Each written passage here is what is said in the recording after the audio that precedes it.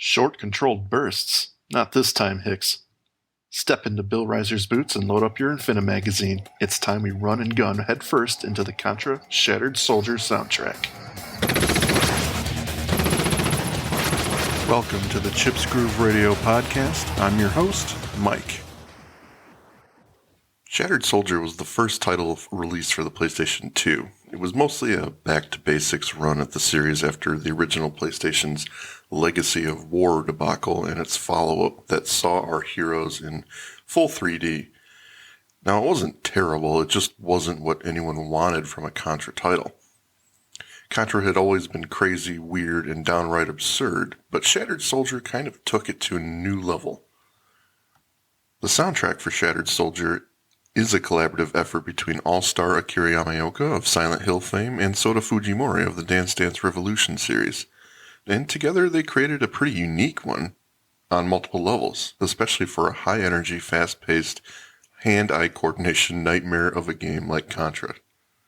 Against all odds, between the slugfest of heavy guitars from Yamaoka and the smooth trance electronica of Fujimori, this soundtrack really does capture the essence of Contra, everything it was and everything it became over its lifespan up to this point. The guitars pummel the listener with killer drop tune chugging designed to keep the player pumped with every slight gallop. Your heart beats with every step Bill Reiser and Lucia take, guns blazing.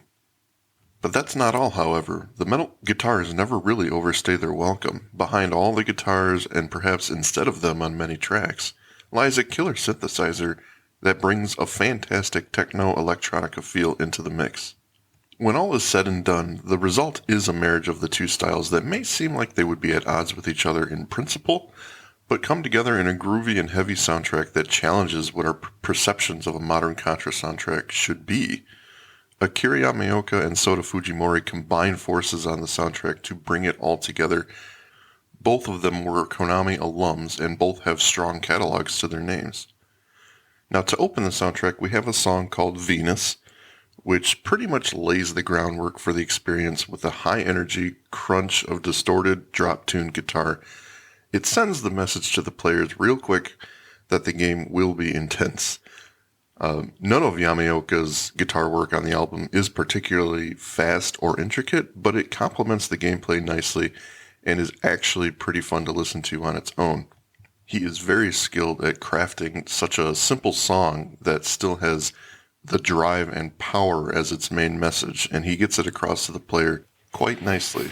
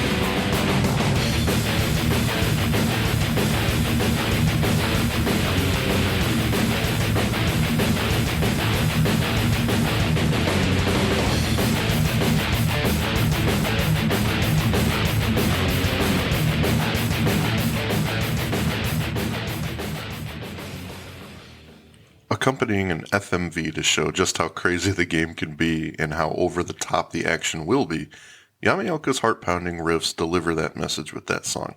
There's barely any room to breathe in that song, and it's the perfect length to keep the listener engaged. Now, Sota Fujimori, on the other hand, delivers what he does best, the synthesizer. His strengths lie in the keys of good, dance-like beats, which is unsurprising given his Dance Dance Revolution projects. One of my favorite tracks of his on this album is Battle Train, which is exactly what it sounds like when you're playing the game.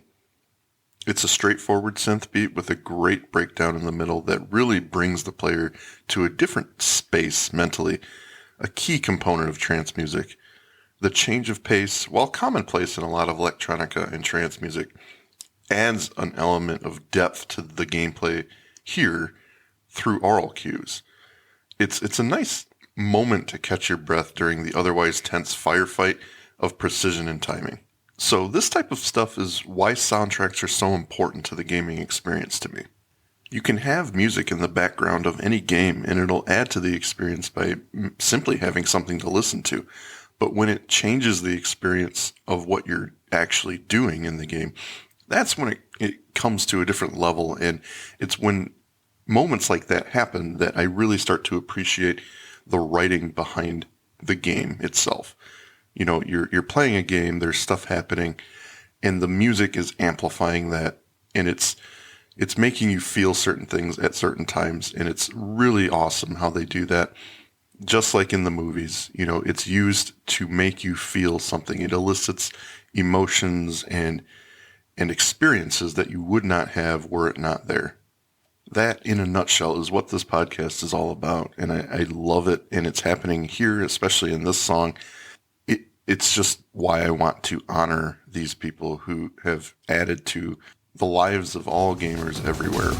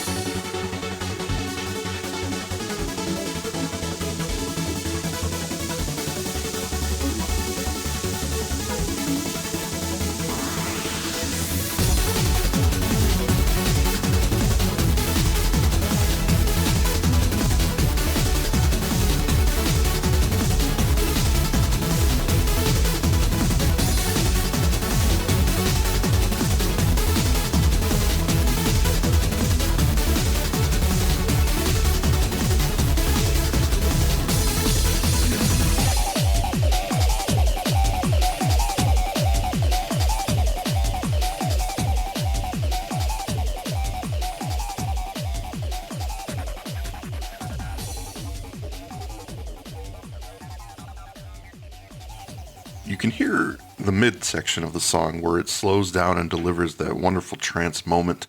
Unsurprisingly, the song accompanies the action on screen pretty damn well. There is a little bit of a lull in the amount of gunfire happening at that moment. Fujimori does such a wonderful job of changing it up and keeping the song fresh. I never really thought that playing a Contra game would go well with such a mellow musical track behind it, but it really does work, and it captures what's happening on screen pretty flawlessly. I just have so much fun with that part. Now, serving up yet another one of my favorite tracks in the game, Fujimori comes at us with Intestines, a very powerful electronica song with a steady beat and many parts to keep it fresh. And that technique lines up with the fact that you're going through a boss gauntlet towards the end of the game. So each section has a different boss accompanying it, basically. So Fujimori captures that pretty well, as one section kind of fades into the other with zero seams.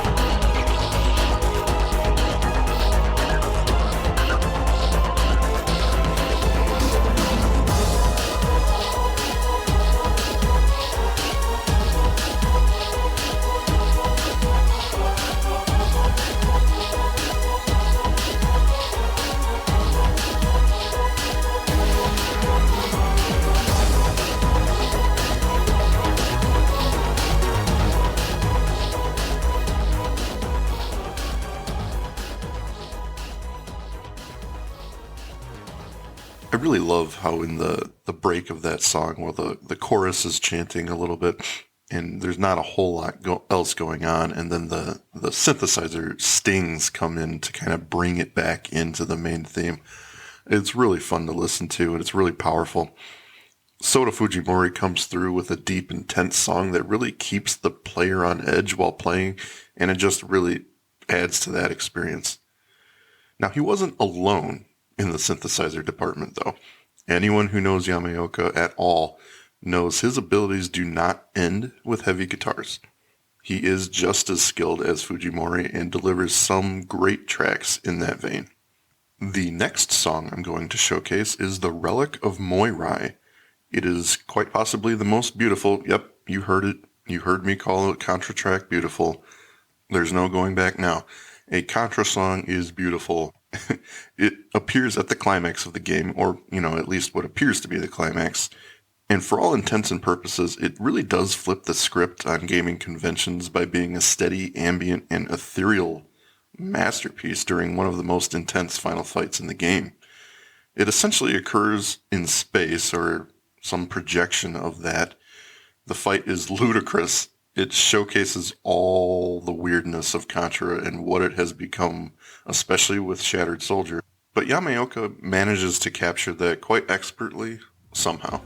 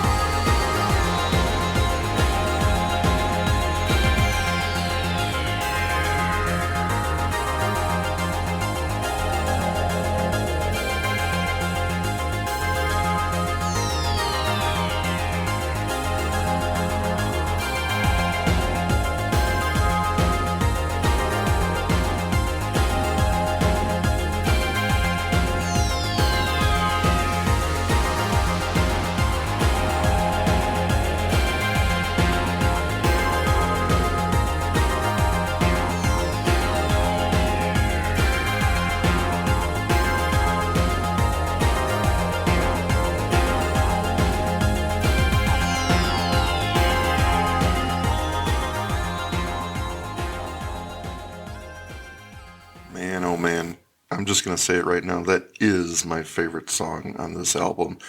I've decided it in this moment. Just listening to that again and hearing how it never loses a beat.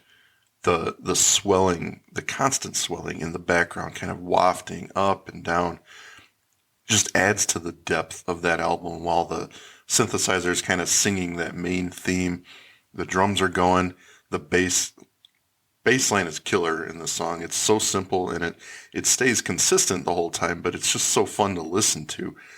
My favorite part is when the bass starts getting a little bit heavier towards the end. Obviously, of course, Mike likes the bass. I'm all about that bass. No, but seriously, it's such a fun thing to listen to. And when it slows down and then it picks back up towards the end and you hear the bass kind of add another element, there's almost two bass lines going, just accenting the key notes. And it's It's just so powerful, and I love it. Yamaoka did such a fantastic job on that song, and it really highlights the experience. There's really not much more I can say. If there's a song to give you shivers while you're listening to it and while you're playing the game, it's this one. Now, moving on, I would be remiss were I to neglect mentioning Islands, another Yamaoka track. It is a reimagined arrangement of the original game's first level theme. It's saying, here's a reminder of that, and now here's a taste of what it is. I think he did a phenomenal job bringing that song into the new age, or at least what was new back in 2002. He showcases a mix of all of his talents on this song with a heavy guitar and synthesizer tunes that are relentless. While the song starts with high-intensity guitar riffs, they take a back seat towards the middle and end of the song to make room for just about everything else. You can hear the swells delivering that main theme, which, if you listen carefully, is the main theme from the first game, accompanied by a drum beat that is just so fun and punchy.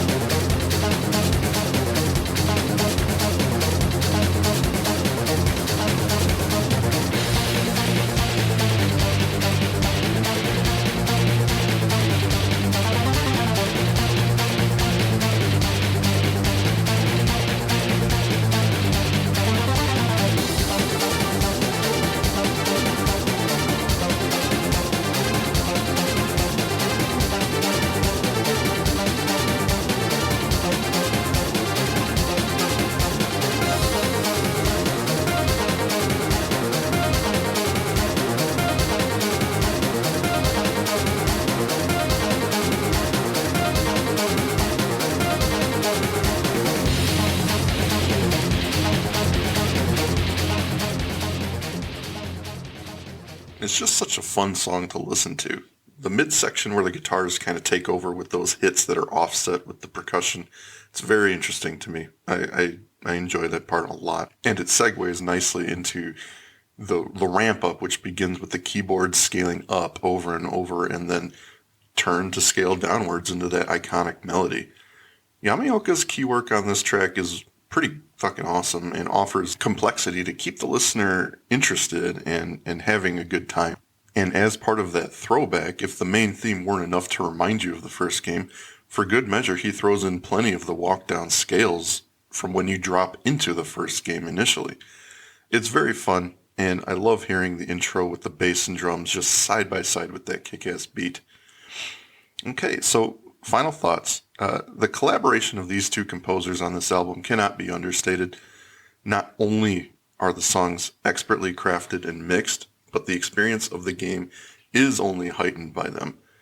It is no surprise that both composers had lengthy Konami careers, and that Fujimori's skill was even tapped for the follow-up Contra title, Neo Contra. So kudos to him. Not every track is a banger. There are a few segue tunes simply based on the nature of the game, and even Yamaoka has a couple sluggish tunes that are a little hard to accept outside of playing it. I would venture to say that the majority of the album is highly listenable and worth your time investment. As a big fan of the Contra series, this game, this soundtrack, it definitely brings up a lot of emotions for me. When I would think Contra as a child, I certainly did not jump to the words melodic or beautiful per se. I definitely enjoyed the songs up to this point, save for maybe a couple titles. But with Shattered Soldier, however, it's easy to say melodic or beautiful. It's easy to use those words to describe it. And part of my enjoyment of this record probably comes from my nostalgia from not only playing this game back then, but also when I was playing the game initially, thinking about the original Contra. Nostalgia is such a crazy beast. So what I wanted to say is that this soundtrack has a lot of memories tied to it for me. This game was finally the step into the future for the series, and the music was right along with it. You know, I was jumping from pretty much, honestly, Super Nintendo to PlayStation 2 in terms of this series. So I wanted that complete experience, that the gameplay, the story, the music. I wanted all of that to be packaged nicely, and this was that answer. PlayStation 1's games were not what anyone was looking for in a Contra title, or in Contra titles, and that very much includes the music that went with those games. So this was that answer, and I just had so much fun playing the game. I beat it without dying. I'm very proud of that. I have the save file on my memory card, and the music just made the experience of doing all of that so much better. And the soundtrack just made the experience perfect for me. So is it a perfect soundtrack? No, I do have a couple of gripes with it, but overall it is a wonderful soundtrack. These two did such a great job, and the game is only better because of it. This game soundtrack proved that not everything has to be in your face with Contra. The action on screen almost never stops, and slow or toned down interludes in several songs still don't feel out of place. Above all else, the album is an exhilarating ride, both in the heavy metal tracks and the electronica. You can feel the adrenaline when listening to it by itself, and at the same time, you'll feel that trance-like state of calmness that kind of pepper the album.